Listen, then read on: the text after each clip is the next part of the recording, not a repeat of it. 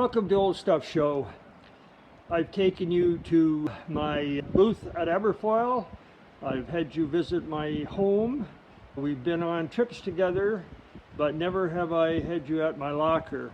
And my storage locker is the place where I store things for the winter at this point and stage things to bring up to the market during the summer. So what we're doing today, I have a haul to show you of things that I bought at a thrift store and also at a lady's home who was going to go into a care facility. And so I'm going to take the items out of my van and talk to you about what I found, and at some point then it'll go in my locker to store everything for the winter, as that's coming upon us fairly quickly now. So I'll take everything out and we'll give you a little idea of what kind of things I picked up yesterday. Okay, so here we are, things are out. We'll start off first of all with this very interesting Puppy doll. It's a little bigger than ones that I've seen recently, made of celluloid.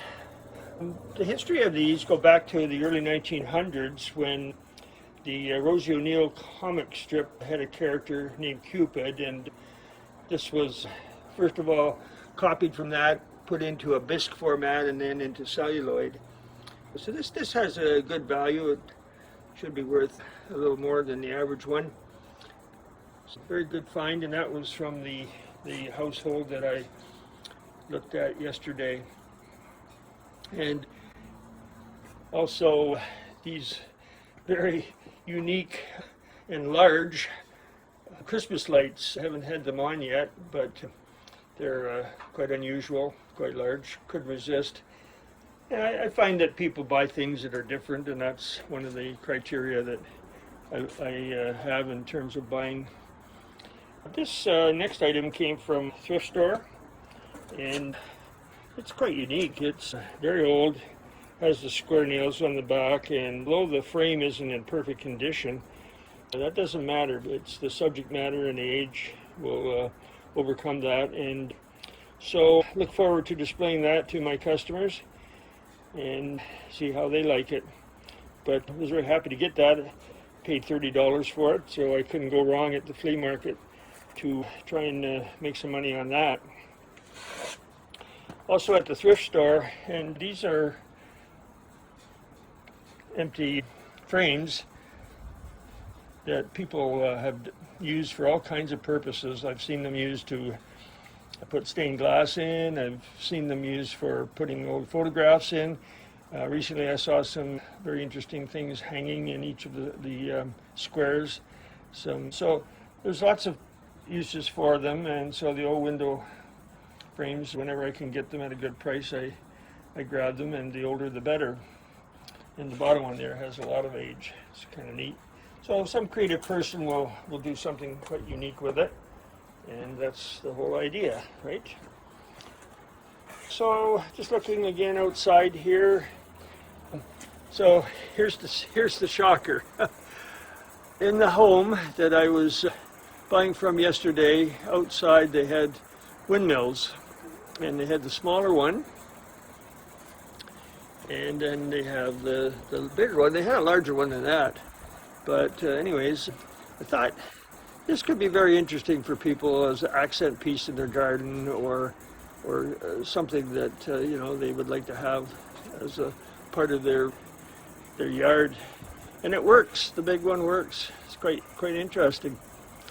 So I'm going to store that over the winter here in the locker, and we'll bring it out in the summer, or in the spring rather, as one of my initial unique pieces.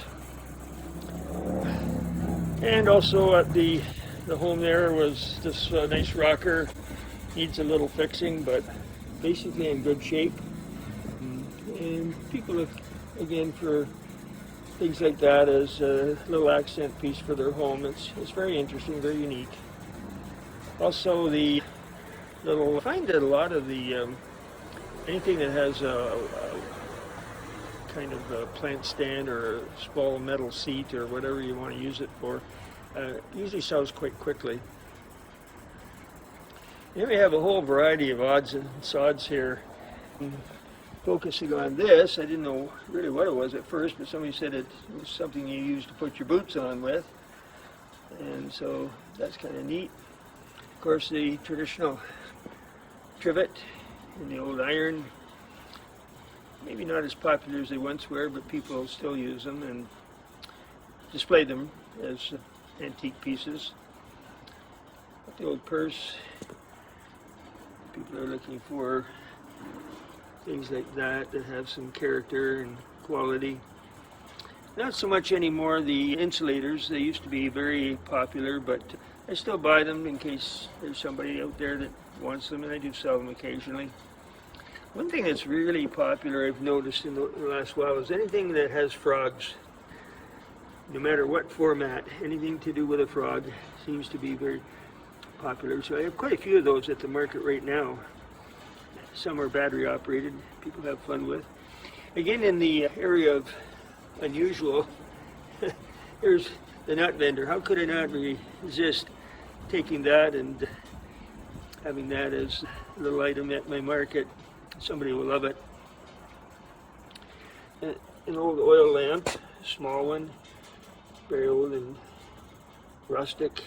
And then of course the bigger one here.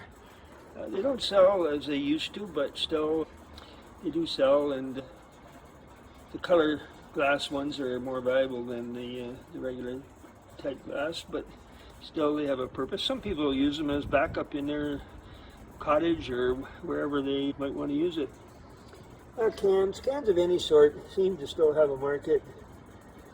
Better if they had lids, but still people add to their collection if they don't have it. And then the bellows, again a piece that might be used as a display piece.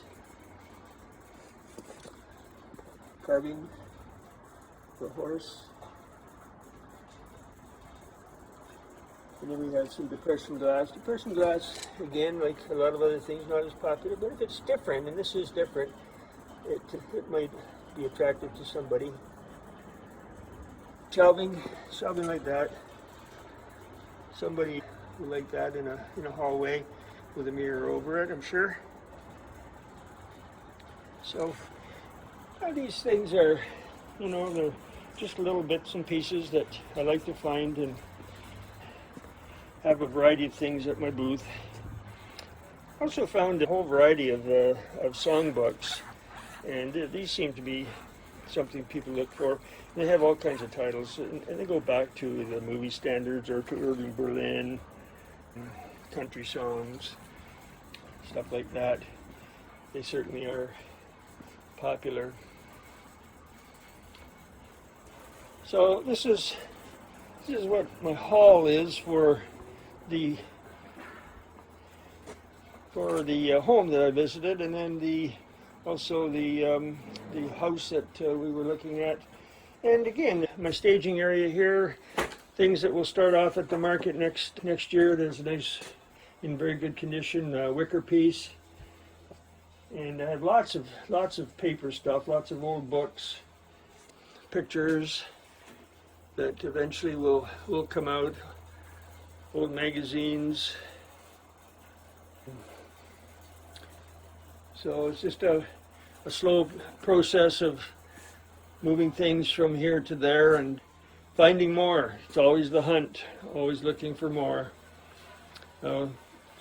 These are the topographical maps that I've had for a while, and might find some interest in them next year, but in the meantime we'll just store them here.